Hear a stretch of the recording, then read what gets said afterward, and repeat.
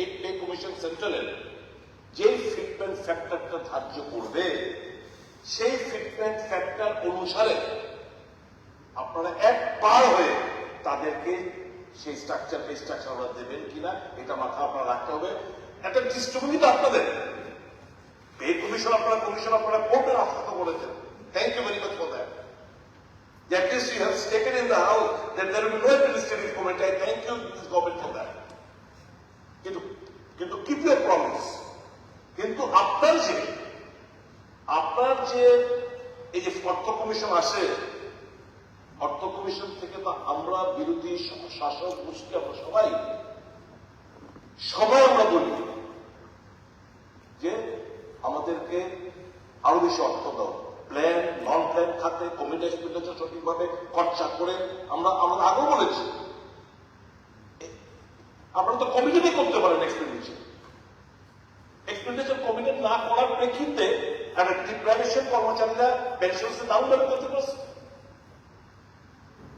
কাজে আমার অনুরোধ থাকবে এই বিষয়বস্তুগুলো আপনারা নিয়ে আগামী দিন রাজ্য সরকারি কর্মচারীদের যে নানানদিক যে প্রবলেম গুলো আছে দিয়ে এত সংখ্যক দিয়ে এখন মধ্যে নট রং 90% দিয়ে আউটস্ট্যান্ডিং কবে মিটিগেট করবে?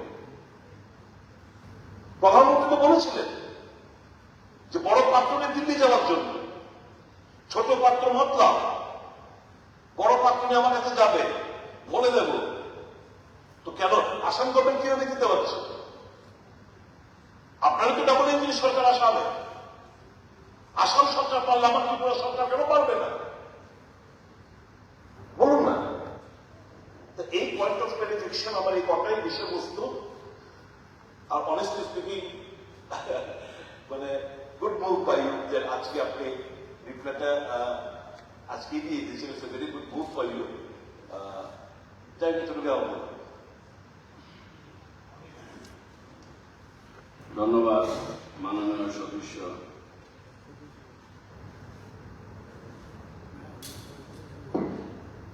মাননীয় সচিব ভাই বর্ণন বলেছেন, আমি একটু সাপ্লিমেন্ট করছি। আমিও ধন্যবাদ জানাচ্ছি যে ইনস্ট্যান্টলি মাননীয় অর্থমন্ত্রী রিয়াক্ট করেছেন এবং বলেছেন যে একটা কমিশন বা একটা হবে এবং তার জন্য ইতিমধ্যেই তার মেম্বার কে হবেন এটা কিছু ঠিক হয়েছে, চেয়ারম্যান কে হবেন নিয়ে ভাবনা চিন্তা হচ্ছে। ঠিক আছে, করতেই হবে এটা, যাতে সেরকম সাব্যস্ত এবং সব দিক থেকে তিনি এই ত্রিপুরার অবস্থা বুঝে এখানকার কর্মচারীদের এবং সবকিছুই করতে পারে। তো সেই জায়গায় অনুরোধ করব, এটা ক্যাবিনেটকে ঠিক করতে হবে তার কমিশন, তার টার্মস অফ রেফারেন্স, যেটা মাননীয় সুদীপ বলেছে। এতে প্রায় 40,000 অনিয়মিত কর্মচারী রয়েছে, তাদের রেগুলারাইজেশন এবং স্কিল রেগুলারাইজেশন কিভাবে দে উইল বি রেমুনারেটেড। তার সাথে দেখেছি বিগত কয়েক বছরে এই সেকেন্ড টার্মে আপনাদের গভর্নমেন্টের সময়তে যখন ডিএ হাইক হয়েছে, পুরোটা দিতে পারেননি, সেখানে এই যে এই স্কিম ওয়ার্ক ফিক্সড পে কর্মচারী ডিআরডব্লিউ অতীতে যখন ফাইন্যান্সিয়াল অবস্থা ভালো হোক বা যাই হোক, অতীতে গভর্নমেন্টগুলো তারা যখনই এরকম পেনশনার্স এবং রেগুলার কর্মচারীদের কিছু দিয়েছেন এবং simultaneously DRW contingency part time worker তার সাথে স্কিম ওয়ার্কার তাদেরকেও দিয়ে গেছে। এর সাথে যারা সেন্ট্রাল গভর্নমেন্টের বিভিন্ন স্কিমে যেমন ন্যাশনাল হেলথ মিশন, রেগা, সর্বশিক্ষা অভিযান, তাদেরও হাইক হয়েছে। In addition to the central government ওই সমস্ত ক্ষেত্রে যত টাকা দেয় স্টেট সেখানে কিছু কম্পেনসেট করেছে, অঙ্গনওয়াড়ি থেকে শুরু করে সর্বশিক্ষা অভিযান থেকে শুরু করে সব। কিন্তু বিগত দিনগুলোতে যে এই সমস্ত ক্ষেত্রে এগুলো তারা পায়, সুযোগ পায়। তো সেই জায়গায় যেহেতু গভর্নমেন্ট বিবেচনা করছে খুব তাড়াতাড়ি কমিশন করবেন টার্মস অফ রেফারেন্সে এই fixed pay, contingency, TRW, scheme worker এবং এই যে ন্যাশনাল বিভিন্ন স্কিমে যারা আছে তারাও আমাদের টোটাল যে ওয়ার্কফোর্সের অঙ্গ, এদের বেলায় এই কনসিডারেশনটা আসবে এবং অবশ্যই যেটা বলা হয়েছে এখন ডাবল ইঞ্জিনের সরকার মানে হাত পাতলি দিল্লি থেকে দেওয়ার জন্য দরাজ হয়ে বসে আছে, তো স্বাভাবিক এখানে তো টাকার কমতে থাকার কথা না। তো সেই ক্ষেত্রে সেন্ট্রাল গভর্নমেন্টের কর্মচারীদের সাথে ত্রিপুরা স্টেটের কর্মচারীরা এটা এক পার হওয়া দরকার। অন্তত কমিশন বা যেটা হবে তাদের কাছে সেই রেফারেন্স, টার্মস রেফারেন্স সেভাবে দেওয়া হবে কিনা নিশ্চিত। এটা হলে পরে কমিশনও স্বাধীনভাবে এখন সাহসিকতার সাথে তাদের রেকমেন্ডেশন দেওয়ার ক্ষেত্রে কোনো ধরনের তাৎপর্য করবে। এটাই হলো, এটা মাননীয় অর্থমন্ত্রী এটা বিবেচনা করবেন কি একসঙ্গে দিয়ে দিই। ভালো স্যার, ধন্যবাদ অর্থমন্ত্রী মহোদয়কে, উনি আজকেই উত্তর দিয়ে দিয়েছেন। আমি ধন্যবাদ জানাই সুদীপ বাবুকে, উনি একটা অত্যন্ত গুরুত্বপূর্ণ বিষয়। আমি একটা কথা বলতে চাইছিলাম, যা দেখলাম পত্রপত্রিকাতে পড়ছিলাম, সেন্ট্রাল গভর্নমেন্ট পে কমিশন নিযুক্ত বলেছেন 2027 সালে রিপোর্ট দেওয়া হবে এবং এফেক্ট পরে দেওয়া হবে। আমাদের ত্রিপুরায় যে এখনো অষ্টম পে কমিশন গঠন হয়, আমাদের একটা বিটার এক্সপিরিয়েন্স আছে স্যার। সেকেন্ড পে কমিশন দেবেন, ওনারা দেবেন বলেছে অনলি ফিটমেন্ট ফ্যাক্টরে 0.3 দিয়েছে, বাকি অনেক কিছু বেনিফিট সুযোগ সুবিধা। আমার স্পেসিফিক পয়েন্ট অফ ক্লারিফিকেশন যে ত্রিপুরাকে অনেকবার আমরা প্রশ্ন করেছি কতজন অনিয়মিত আছে, আমরা সদুত্তর পাইনি। প্লিজ আমার পয়েন্ট অফ ক্লারিফিকেশন হলো আপনারা কবে এই পে কমিশন গঠন করবেন জানি না। একমাত্র নিদর্শন আছে জোট সরকারের আমলে একমাত্র থার্ড পে কমিশন দিয়েছিল, we have to accept it. আমি যেটা বলছি পে কমিশন গঠন করবেন, আপনি বলেছেন করবেন, আমরা বিশ্বাস করে যাই, কিন্তু এটা কবে ম্যাটেরিয়ালাইজ হবে এটা কোনো 2 বছর হতে পারে, 1.5 বছর হতে পারে। আমি বলছি ইন দ্য মিন টাইম যারা অনিয়মিত আছে এবং তাদের নিয়মিতকরণ এবং যারা কর্মচারী আছেন তাদের যে বকেয়া ডিএটা আছে, এই পে কমিশন রিপোর্ট বেরোনোর সাপেক্ষে 19% দিয়ে ওদেরকে রেগুলাইজ করার ব্যবস্থা করবেন। ধন্যবাদ।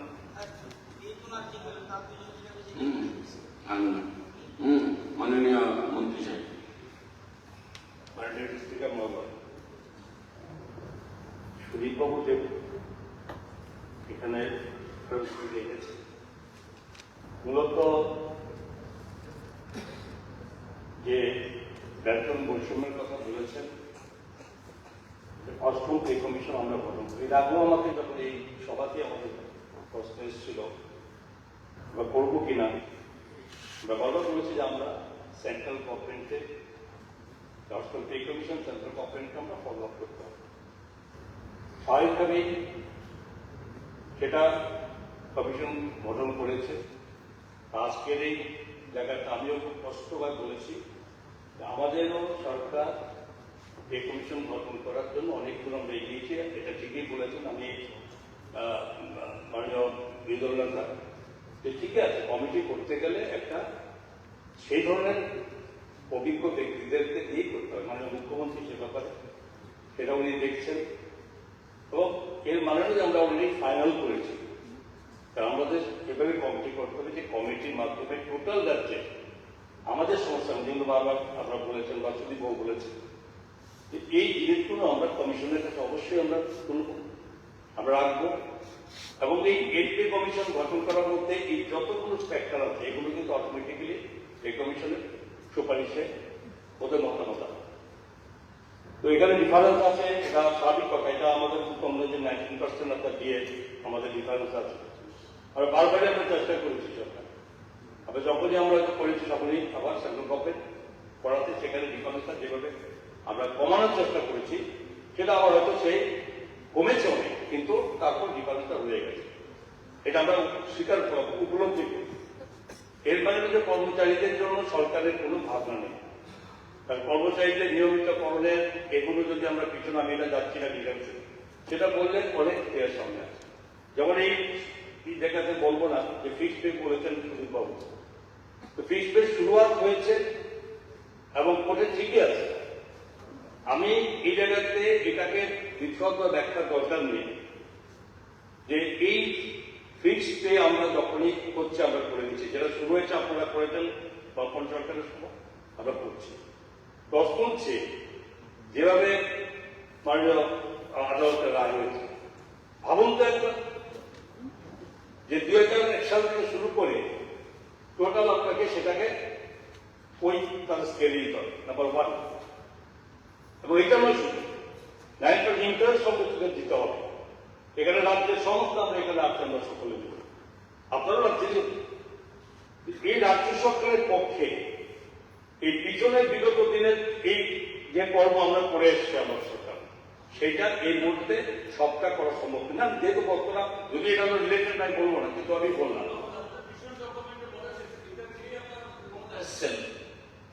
এটা বলেই তো ক্ষমতা এসছে। শুনেন মাননীয় দলীয়তা সমস্ত সমস্যাটা আপনারা শুরু করেছেন।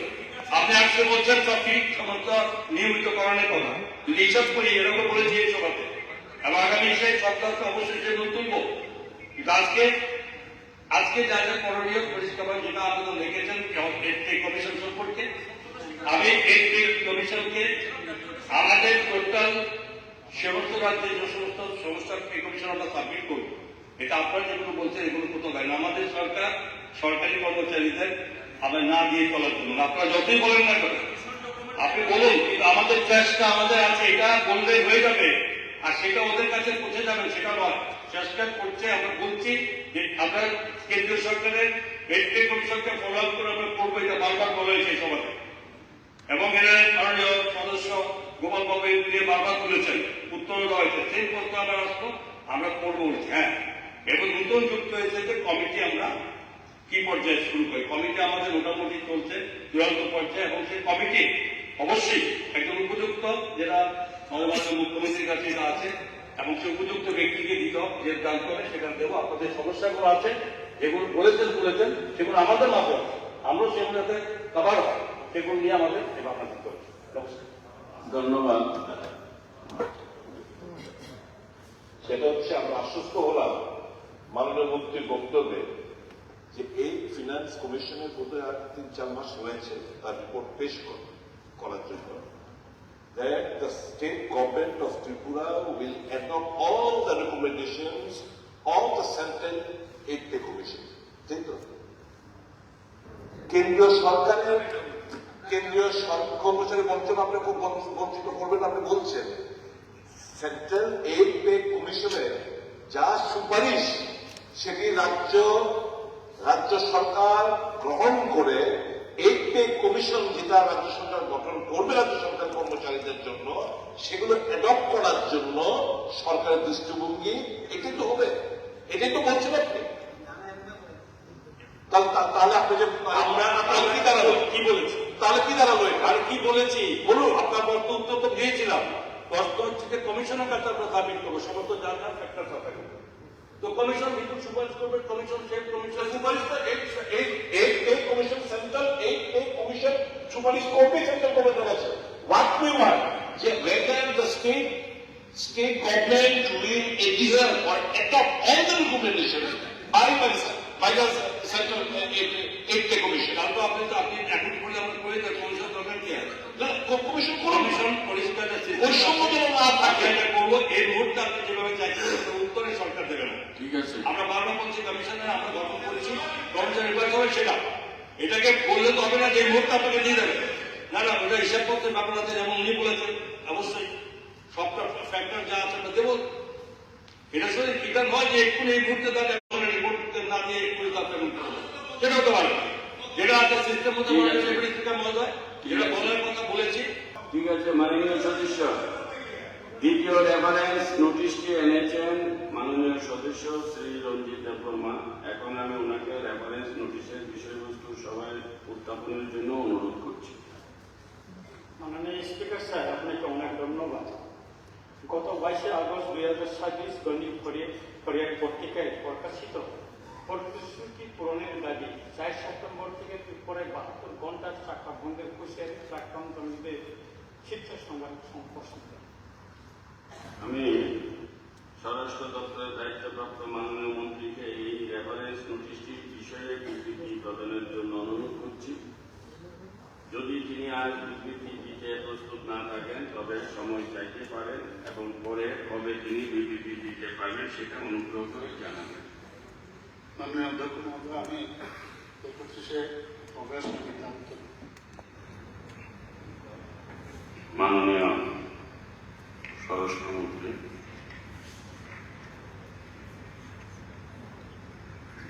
তৃতীয় রেফারেন্স নোটিশটি এনেছেন মাননীয় সদস্য শ্রীমতী অন্তরা সরকার দেয়।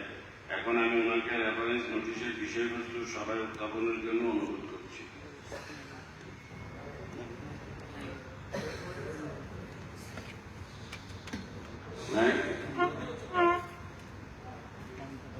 মাননীয় সদস্যের নোটিশের বিষয়বস্তু হল আগরতলা, খোয়াই, কমলপুর, কৈলাসহর জাতীয় সড়কের নির্মাণ কাজ দ্রুত সম্পন্ন করার প্রয়োজনীয়তা সম্পর্কে। If the member is not accepted, উত্থাপিত করার যদি না থাকে, এটা ফলস থ্রো হয়ে যায়। এক, however, এটা অত্যন্ত গুরুত্বপূর্ণ এই জাতীয় সড়কের খোয়াই এটা ওনার রেফারেন্স আছে, তাহলে ওনারটা আপনি অ্যাডপ্ট করতে পারেন। আমি বলছি এটা আমি মাননীয় মন্ত্রী সাহেব কি বলে তারপরে ডিসিশন। এই নেচার কলচে যেতেই পারে, মাননীয় সদস্য তো আছে, সদস্য আছে। আমি পিডব্লিউডি দপ্তরের দায়িত্বপ্রাপ্ত মাননীয় মন্ত্রীকে এই রেফারেন্স নোটিশটির বিষয়ে বিবৃতি প্রদানের জন্য অনুরোধ করছি। হ্যাঁ,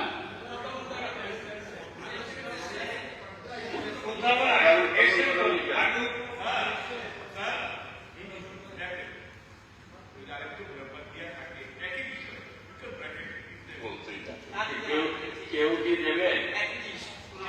ঠিক আছে, তাহলে এটা হ্যাঁ, মাননীয় অধ্যক্ষ মহোদয় এটাকে অ্যাকসেপ্ট করেছেন। যে সেম ম্যাটার আমি জানি না, সেম ম্যাটার যদি হয় আমি ব্যাক করতে পারি, সেই ম্যাটার সেম ম্যাটার না হলে হবে না। আপনি বলেন মাননীয় ওই তো একটু মাননীয় সদস্য উনি এসে আমি আবার বলছি একটু বসেন। মাননীয় সদস্য, আমি আবার বলছি তৃতীয় রেফারেন্স নোটিশটি এনেছেন মাননীয় সদস্য শ্রীমতী অন্তরা সরকার দেব। এখন আমি ওনাকে রেফারেন্স নোটিশের বিষয়বস্তু সভায় উত্থাপনের জন্য অনুরোধ করছি। হ্যাঁ, বলেন। মাননীয় অধ্যক্ষ মহোদয়, আগরতলা খোয়াই কমলপুর কৈলাসহর জাতীয় সড়ক নির্মাণের কাজ দ্রুত সম্পন্ন করা প্রয়োজনীয়তা সম্পর্কে। আমি পিডব্লিউডি দপ্তরের দায়িত্ব বলেন আপনি করবেন। ঠিক আছে, বলেন না। আমার বিষয়টা হচ্ছে আপনারা আমাকে চাইবেন এক হইলে বলেন। 14 জুলাই 2026 সন্ধান পত্রিকার প্রথম পাতায় প্রকাশিত জল কাদায় একাকার জাতীয় সড়ক খোয়াই আগরতলা পথে চরম ভোগান্তি শীর্ষক সংবাদ সম্পর্কে। ঠিক আছে, আমি পিডব্লিউডি দপ্তরের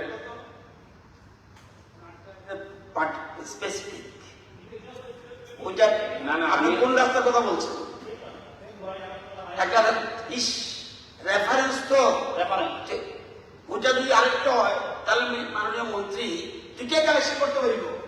এই জন্য এটা সেই জন্য বললাম ওই আমি মাননীয় অন্তরাদের ডায়েরিতে বক্তব্যটা আমি প্রশ্ন উত্তর দিতে আমি অন্তরাদেব সরকার ব্র্যাকেটে ওনার নাম রাখতে পারেন, সেই সেই এটাই তো ওনাকে বলছিলাম। আমি পিডাব্লিউডি দপ্তরের দায়িত্বপ্রাপ্ত মাননীয় মন্ত্রীকে এই রেফারেন্স নোটিশটির বিষয়ে বিবৃতি প্রদানের জন্য অনুরোধ করছি। যদি তিনি আজ বিবৃতি দিতে প্রস্তুত না থাকেন তবে সময় চাইতে পারেন এবং পরে কবে তিনি বিবৃতি দিতে পারবেন সেটাই অনুগ্রহ করে জানাবেন। মাননীয় অধ্যক্ষ মহোদয়, আমি রেফারেন্স নোটিশটা যে আছে আমি 31শে অগস্ট কারণ রেফারেন্সের উত্তরটাই আপনার উত্তর। আপনি রেফারেন্স পরে আগে সিস্টেম আছে একটু একটু যেটা আছে এটা নিয়ে আগে শেষ করি। দৃষ্টি আকর্ষণীয় নোটিশ এখন আমরা মাননীয় সদস্য এটা পরে আবার দেবেন, আবার একবার আজকের কাজকে শেষ করি। আজকের কাজ প্লিজ বসেন বসেন। সিনিয়র সদস্য, সিনিয়র, আপনি আমাদের সিনিয়র,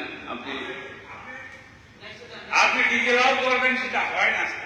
না না, আমি তো সিস্টেমের বাইরে তো আমার দ্বারা করি। আমি কি সিস্টেমের বাইরে দিয়েছি? আরে আপনার এটা আসেনি, আবার দেবেন, আবার আসবে। এটা তো আপনি আপনাদের তো ডিক্টেরিয়াল অ্যাটিটিউড আছে। এরকম আনপার্লামেন্টারি কথাবার্তা এরকম ভাবে বললে তার মানে আপনি এখানে বসে এরকম না। ডিক্টেটরশিপ না না না না, আচ্ছা ব্যাপারে আসেনি। আপনি আপনার কারণ কি করে করবো? আরে ওই কথা যদি জানতে হয় তাহলে মুশকিল হয়। একটু প্লিজ প্লিজ প্লিজ, মাননীয় সদস্য সিনিয়র। এই কথাটা এক্সপ্যান্ড করি। না না, আপনি প্রেশার দিচ্ছেন। আমি পার্লামেন্টারি বলেছি। না না না, আপনি এটা এক্সপ্যান্ড করুন স্যার। এই আনপার্লামেন্টারি বলছে রেকর্ড হয়েছে না, উনি বলেছেন। আমি আপনাদের এখন দৃষ্টি আকর্ষণীয় নোটিশ আমি মাননীয় সদস্যদের নিকট থেকে ডিক্টেটর বলতে পারেন তিনটি কেন এসব করে? আকর্ষণীয় নোটিশ পেয়েছি। আপনি তো সবসময় স্পিকারদেরকেই আঙুল তুলে কথা বলেন, আমরা তো এগুলি নিয়ে কথা বলি না। আপনি সবসময় নিজে জড়িয়ে করান। আপনাকে আমি রিকোয়েস্ট করতেছি বসেন, আপনি বসেন না, বসেন প্লিজ, ধন্যবাদ। দৃষ্টি আকর্ষণীয় নোটিশটি পেয়েছি। নোটিশগুলির গুরুত্ব অনুধাবন করে উত্থাপনের সম্মতি দিয়েছি। প্রথম নোটিশটি যুগ্মভাবে দিয়েছেন মাননীয় সদস্য শ্রী শৈলেন্দ্র চন্দ্র নাথ ও শ্রী রামু দাস। নোটিশটির বিষয়বস্তু হল গ্রাম পাহাড়ের সর্বত্র পরিষ্কৃত পানীয় জল পরিষেবা সুনিশ্চিত করার সম্পর্কে ওনার আনিত দৃষ্টি আকর্ষণীয় নোটিশটি সবাই উত্থাপনের সম্মতি দিয়েছি। এখন আমি পিডাব্লিউডি দপ্তরের দায়িত্বপ্রাপ্ত মাননীয় মন্ত্রীকে দৃষ্টি আকর্ষণীয় নোটিশটির উপর বিবৃতি প্রদানের জন্য অনুরোধ করছি। যদি তিনি আজ বিবৃতি দিতে অপারগ হন তাহলে তিনি আমায় পরবর্তী একটি তারিখ জানাবেন যেদিন তিনি এই বিষয়ে বিবৃতি দিতে পারবেন। অধ্যক্ষ মহোদয়, আমি আগামী 31শে আগস্ট ধন্যবাদ মাননীয় মুখ্যমন্ত্রী। দ্বিতীয় নোটিশটি দিয়েছেন মাননীয় সদস্য শ্রী রঞ্জিত দাস। নোটিশটির বিষয়বস্তুটি হল অমরপুর নগর পঞ্চায়েত ও তৎসংলগ্ন বিভিন্ন পঞ্চায়েতের এলাকায় বাড়ি বাড়ি পরিশুদ্ধ পানীয় জল সরবরাহ নিশ্চিত করার লক্ষ্যে একটি আধুনিক কৃষ্ণস্রোত জল শোধনাগার স্থাপন সম্পর্কে আমি মাননীয় সদস্য কর্তৃক আনিত দৃষ্টি আকর্ষণীয় নোটিশটি সবাই উত্থাপনের সম্মতি দিয়েছি। এখন আমি পিডাব্লিউডি দপ্তরের দায়িত্বপ্রাপ্ত মাননীয় মন্ত্রীকে এই দৃষ্টি আকর্ষণীয় নোটিশটির উপর বিবৃতি প্রদানের জন্য অনুরোধ করছি। যদি তিনি আজ বিবৃতি দিতে অপারগ হন তাহলে তিনি আমায় পরবর্তী একটি তারিখ জানাবেন যেদিন তিনি এই বিষয়ে বিবৃতি দিতে পারবেন। আমি অধ্যক্ষ মহোদয়, আমি 31শে আগস্ট দ্বিতীয় নোটিশটি পেয়েছেন মাননীয় সদস্য শ্রীমতী স্বপ্না দেববর্মা মহোদয়া। নোটিশটির বিষয়বস্তুটি হল নন্দনগর এলাকার সংলগ্ন ডন বস্কো স্কুলের সামনে বাজার উচ্ছেদ করার সম্পর্কে আমি মাননীয় সদস্য কর্তৃক আনিত দৃষ্টি আকর্ষণীয় নোটিশটি সবাই উত্থাপনের সম্মতি দিয়েছি। এখন আমি নগর উন্নয়ন দপ্তরের দায়িত্বপ্রাপ্ত মাননীয় মন্ত্রীকে এই দৃষ্টি আকর্ষণের নোটিশটির উপর বিবৃতি প্রদানের জন্য অনুরোধ করছি। যদি তিনি আজ বিবৃতি দিতে অপারগ হন, তাহলে তিনি আমায় পরবর্তী একটি তারিখ জানাবেন যেদিন তিনি এই বিষয়ে বিবৃতি দিতে পারবেন। মাননীয় অধ্যক্ষ মহোদয়, আমি আগামীকাল অর্থাৎ 28শে আগস্ট আমি তার উত্তর দেব। Laying of papers on the tables of the house.